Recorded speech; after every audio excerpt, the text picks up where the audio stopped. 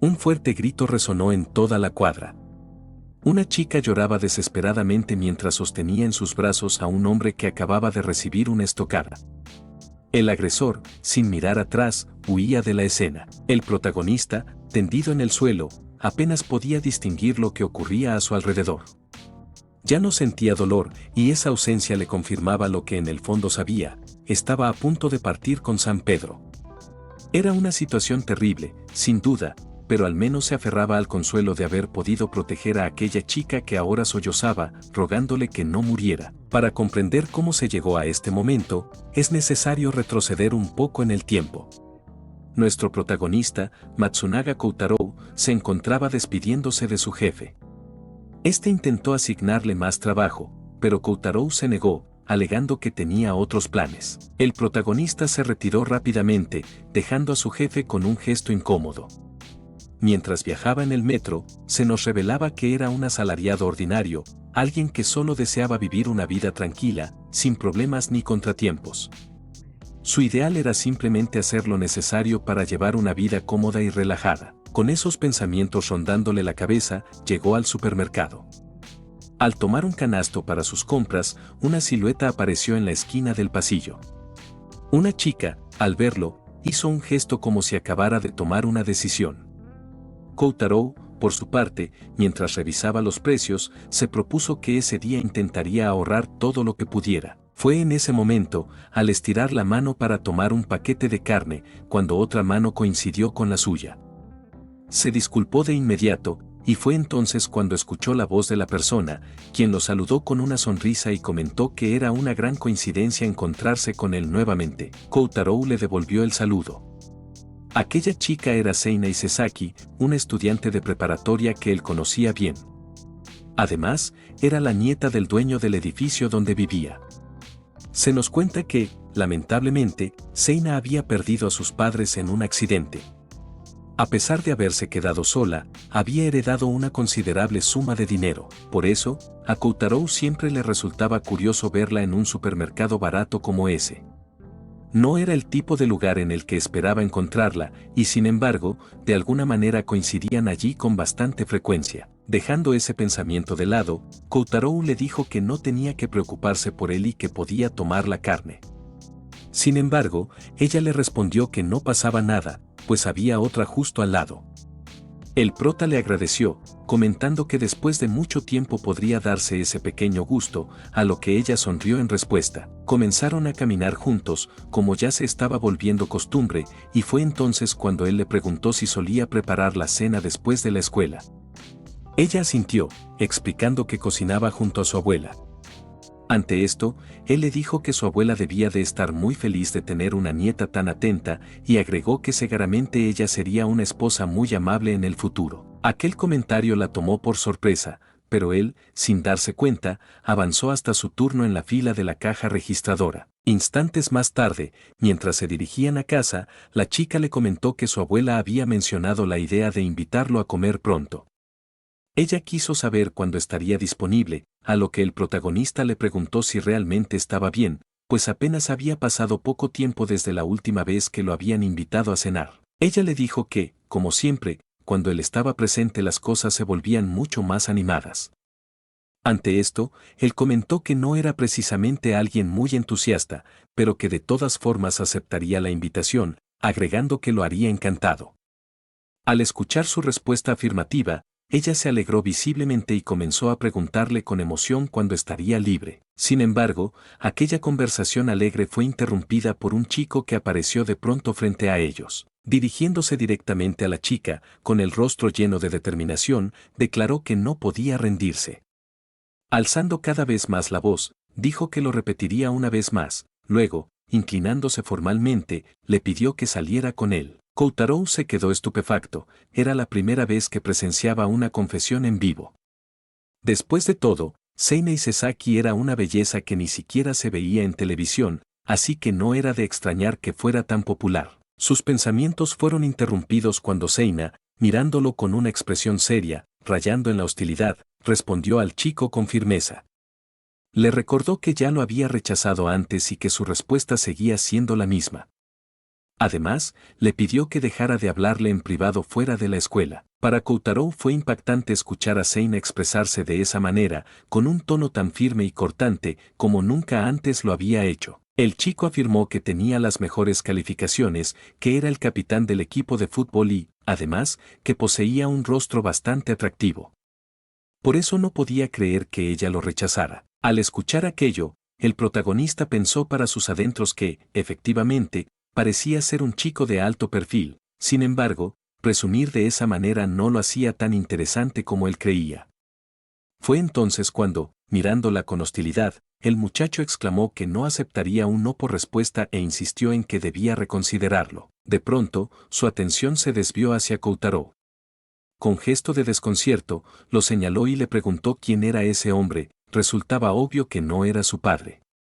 Sin rodeos, le cuestionó si acaso estaba saliendo con alguien como él. El protagonista, incómodo, solo pudo pensar que, aunque al menos no lo había confundido con el padre de Seina, de alguna manera estaba malinterpretando toda la situación.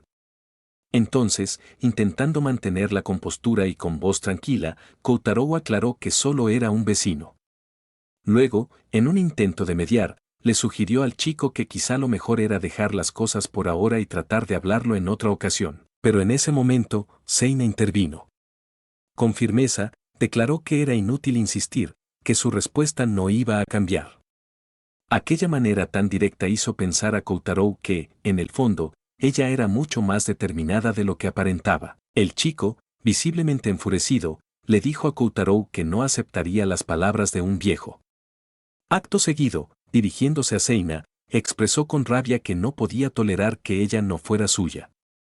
Sin mediar más, se lanzó hacia ella y sacó de la chaqueta una pequeña navaja, gritando que no permitiría que nadie más se la llevara. Frente al peligro inminente, Koutarou se interpuso para protegerla y le advirtió a Seina que tuviera cuidado. Recibió la navaja en un costado y cayó al suelo. Seina, presa del pánico, corrió hacia él y le imploró que resistiera. El agresor, al ver lo ocurrido, acusó a Seina de ser culpable por no corresponderle y, antes de huir, dejó caer el arma.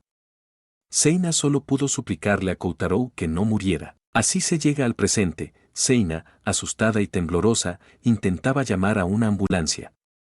Koutarou, tras un segundo, tosió un poco del líquido rojo de la vida. Ella le tomó la mano con rapidez.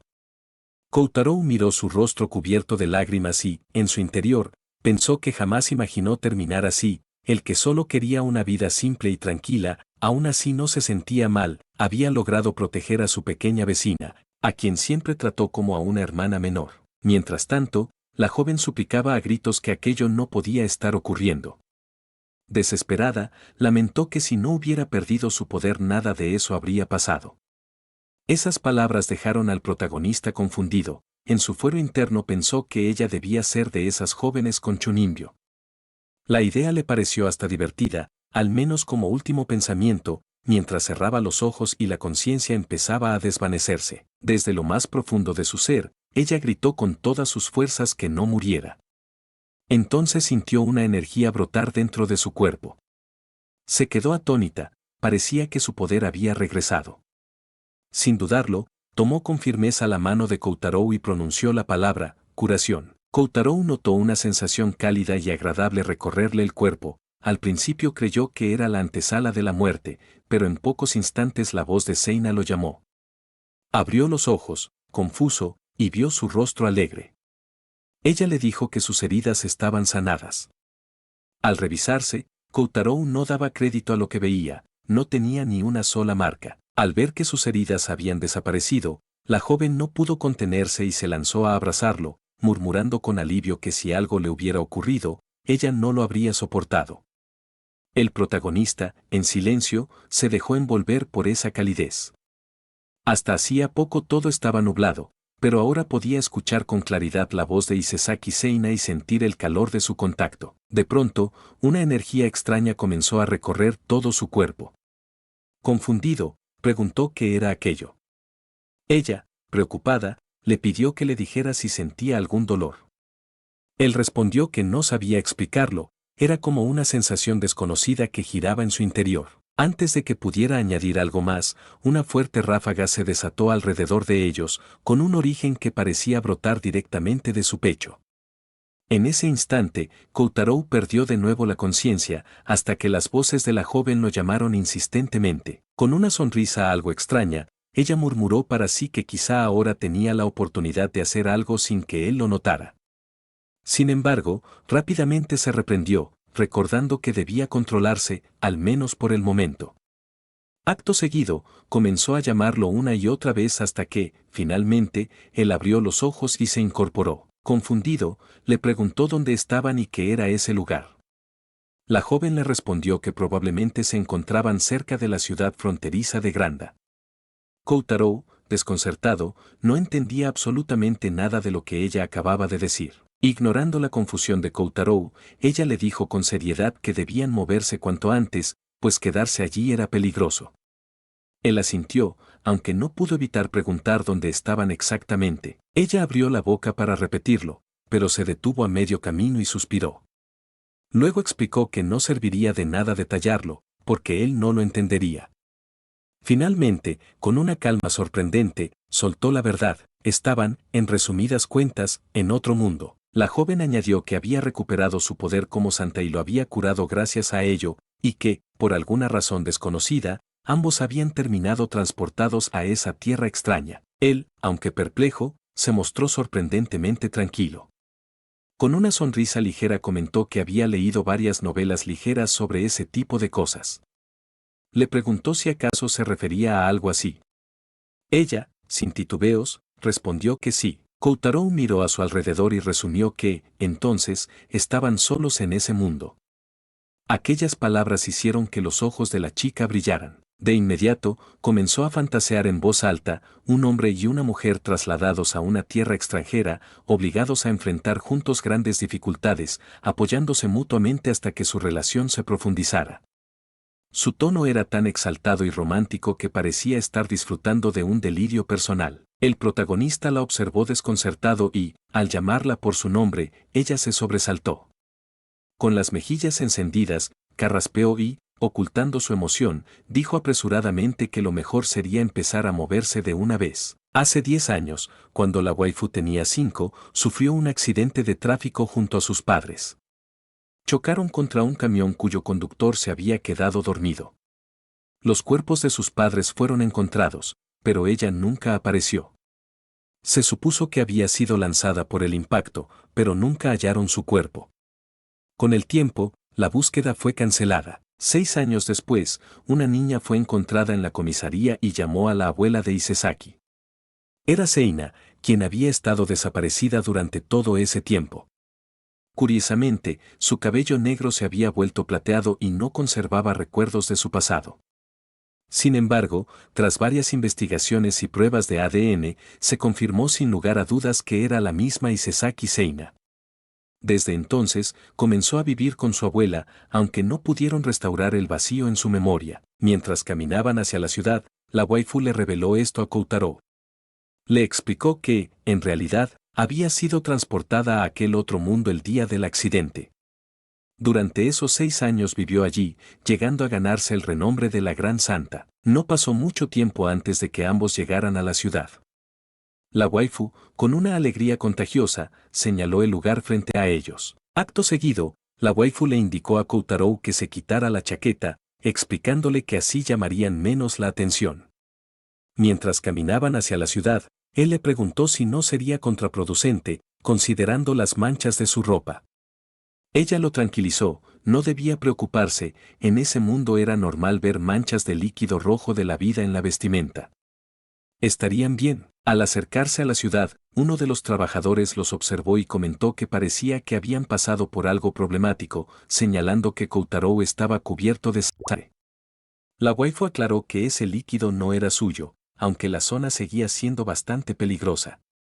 Con un gesto de preocupación, reflexionó sobre la causa de tanto conflicto y se preguntó cuánto tiempo más durarían esas batallas sin sentido. El trabajador, sonriendo con cierto cansancio, respondió que la guerra llevaba ya 18 años y que estaba harto de todo aquello. Después de un breve saludo, entraron en la ciudad con total naturalidad.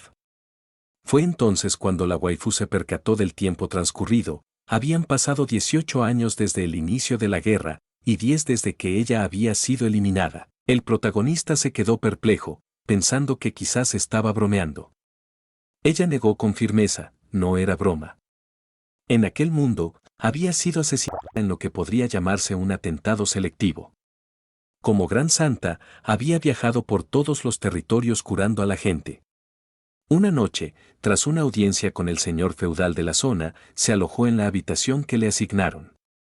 Exhausta por el trabajo y las curaciones realizadas, durmió profundamente. Despertó de repente por un dolor agudo en el pecho.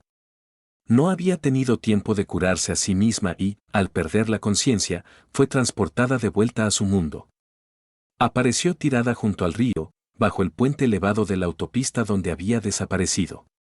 Así regresó a Japón. La waifu continuó contando que, en ese otro mundo, había ganado el favor del pueblo y tenía programada una audiencia con el rey. Supuso que alguien, temeroso de que su influencia siguiera creciendo, había elaborado un plan para eliminarla. Al escuchar la historia, el protagonista no pudo evitar pensar que ser desvivida a los 11 años por intentar ayudar a los demás era algo absolutamente insoportable. Acto seguido, Koutarou le preguntó si no sería un problema que alguien descubriera que seguía con vida, sugiriendo que quizás sería mejor ocultar su rostro o tomar alguna precaución. Ella negó con firmeza, no era necesario. Su cabello había cambiado de negro a plateado y ahora tenía 17 años. Además, ya había sido eliminada una vez, no creía que la reconocieran. Por el momento, debía buscarse un lugar donde descansar y luego pensar en cómo regresar a su mundo original. Sin embargo, de pronto se percató de algo y se inclinó rápidamente ante Koutarou, agradeciéndole profundamente por haberla salvado en aquel mundo y disculpándose por haberlo involucrado en todo aquello. Agregó que si había algo que pudiera hacer para compensarlo, solo debía pedírselo, haría cualquier cosa. Koutarou le respondió que no era necesario. Ella insistió, repitiendo que haría cualquier cosa. Con inocencia, él le aseguró que no tenía que preocuparse, todo lo había hecho por su cuenta. Además, sin su intervención, ella probablemente habría logrado esquivar el ataque del chico con sus habilidades. Al escuchar esto, ella se sonrojó. Había dado en el clavo. Por su parte, Koutarou comentó que sería mejor que regresaran a su mundo original, para así cumplir con la promesa que habían hecho. La sola idea lo motivaba, y Seina sonrió ante sus palabras, comentando que decía cosas bastante inspiradoras, pero si él insistía, con gusto aceptaría seguirlo. Acto seguido, llegaron a un local. Koutarou se mostró curioso, y ella le explicó que era un lugar que conocía y donde confiaba plenamente en el dueño. Agregó que le contaría parte de la situación que enfrentarían por ahora. Al cruzar la puerta, una señora los recibió amablemente, diciendo que no lo había visto antes y preguntando si eran aventureros. Comentó que los cuartos comunes estaban llenos, pero que había habitaciones privadas disponibles, aunque bastante caras. Fue entonces cuando Seina, con confianza, llamó a la mujer tía Emilia. La señora la miró perpleja y le preguntó de qué rayos estaba hablando. Nunca había visto a alguien tan bella y no entendía por qué la llamaba de manera tan familiar. Advirtió que debía moderar su actitud si estaba intentando manipularla. La waifu, sin inmutarse, le respondió que ella era Seina y le preguntó si no la reconocía. La mujer se enfureció al instante. ¿Qué rayos estás diciendo? La Seina que yo conocía era la gran santa y ya no estaba entre los vivos. Al pronunciar esas palabras, se pudo notar la tristeza en el rostro de Emilia. Sin embargo, de pronto se acercó a Seina para observarla mejor. Tocó sus mejillas mientras comentaba que su cabello había cambiado, pero que, sin duda, era ella.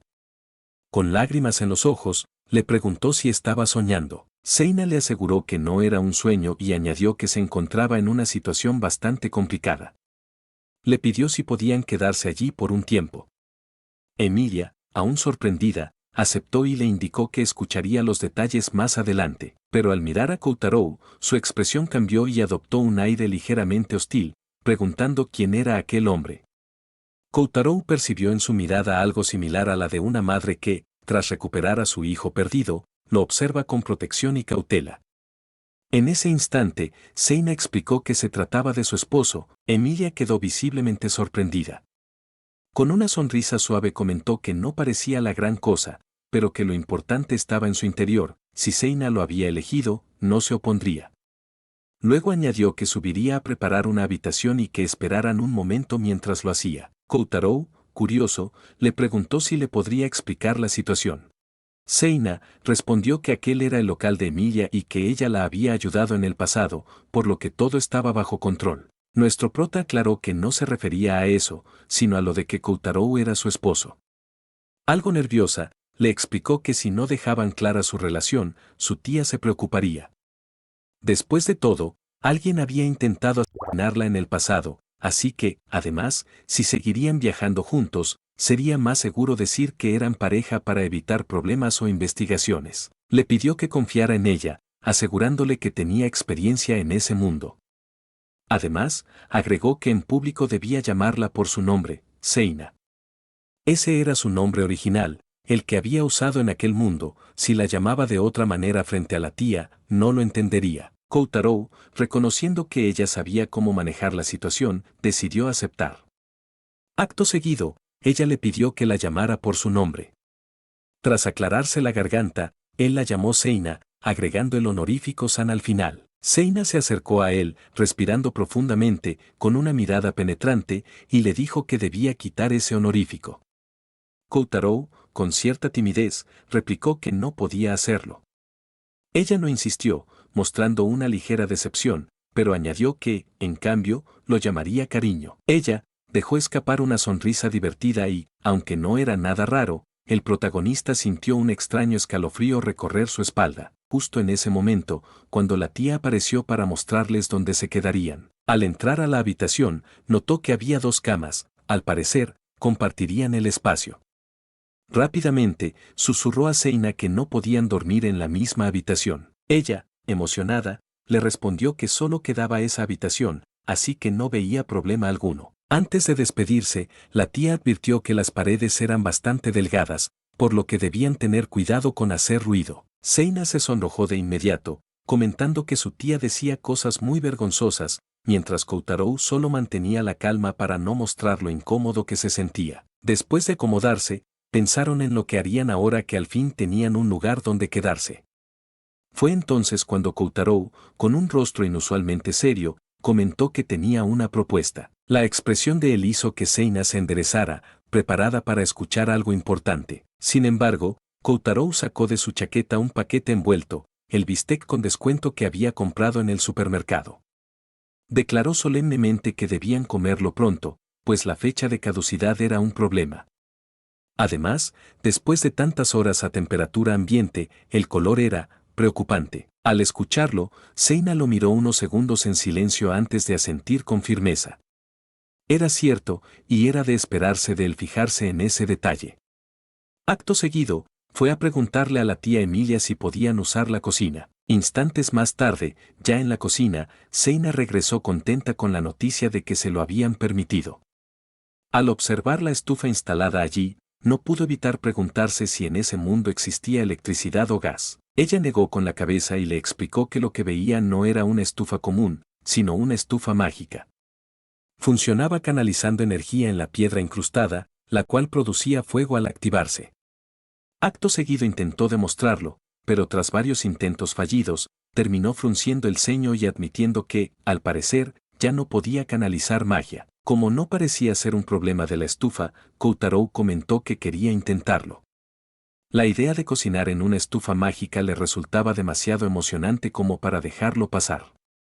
Además, intuía que aquella misma fuerza que lo había salvado antes debía ser la clave. Con una breve explicación de Seina en mente, puso sus dedos sobre la piedra y trató de concentrarse en la misma sensación cálida que había experimentado antes. En ese instante, unas enormes llamaradas se alzaron hacia arriba como si la cocina fuera a explotar. Seina dio un salto hacia atrás y con voz preocupada le dijo que debía aprender a regular la cantidad de magia, pues había sobrecargado la estufa. Koutarou, después de forcejear un poco, consiguió bajar la intensidad de las llamas. Soltó un suspiro de alivio y, todavía sudando frío, comentó que aquello lo había asustado más que la navaja del tipo de antes. La waifu comentó que lo normal no era que el fuego saliera tan de golpe al inyectar magia. Fue entonces cuando notó que la perilla de la estufa estaba girada, por lo que, con una sonrisa divertida, murmuró que su tía seguía siendo igual de descuidada que siempre. Tras ajustar el fuego a un nivel más moderado, explicó que probablemente se había acumulado demasiada energía en la estufa, de modo que podrían usarla durante bastante tiempo sin necesidad de canalizar más magia. Sin embargo, añadió con tono pensativo que, incluso con la perilla abierta, no debería haberse formado una llamarada tan grande, lo que indicaba que Kotaro podía tener talento para la magia. Al escuchar esto, él no pudo evitar celebrar como un niño emocionado. Haber llegado a ese mundo y descubrir que tenía un don para la magia era, en cierto modo, un sueño adolescente hecho realidad. Seina, con una sonrisa paciente, le explicó que en ese mundo la magia era algo común, pero cada persona tenía afinidades distintas. Casi todos los humanos poseían magia en mayor o menor medida, aunque para manifestarla con facilidad se necesitaban hechizos y práctica constante. Solo unos pocos, considerados genios, eran capaces de usar magia de forma instintiva. El protagonista escuchaba a la waifu mientras preparaba el bistec, y el delicioso aroma lo envolvía, aumentando su entusiasmo. Ella continuó con sus explicaciones. Le contó que, cuando había llegado a este mundo, pudo manifestar la magia de luz casi de inmediato. Por eso, creía que él también podría usar magia pronto. Nuestro protagonista, en sus pensamientos, no pudo evitar sentirse abrumado. No le parecía justo que lo compararan con la gran santa, siendo él apenas un asalariado común y corriente. Aún así, reconoció que la posibilidad de usar magia era un regalo inesperado, y le aseguró que pondría todo su empeño en aprender. Fue justo en ese instante cuando su estómago rugió con fuerza. Poco después, ya estaban de regreso en la habitación, disfrutando del bistec recién hecho. Tras la comida, la waifu adoptó un tono más serio y le dijo que debía contarle algo. Intrigado, él le preguntó qué ocurría. Entonces ella le recordó lo que le había explicado antes, que todas las personas poseían magia. Sin embargo, añadió que había una excepción en su caso. Ella, al parecer, se había quedado sin magia. El protagonista quedó confundido, pues recordaba claramente cómo la había visto usar su magia de luz para curar sus heridas. Ante su desconcierto, la waifu explicó que tenía una hipótesis y quería comprobarla. Para ello, le pidió primero que se pusiera de pie y se colocara en un punto específico de la habitación. Una vez que lo hizo, ella intentó invocar su magia de luz. Pero, tal como sospechaba, no ocurrió nada. Nuestro protagonista, intrigado, le preguntó si acaso se había quedado realmente sin magia. Ella respondió con calma que, en efecto, así parecía ser.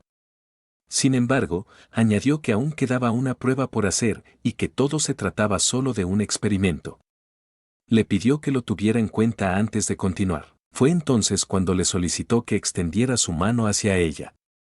La waifu la observó unos segundos en silencio, como si evaluara algo invisible, y luego la tomó suavemente entre las suyas.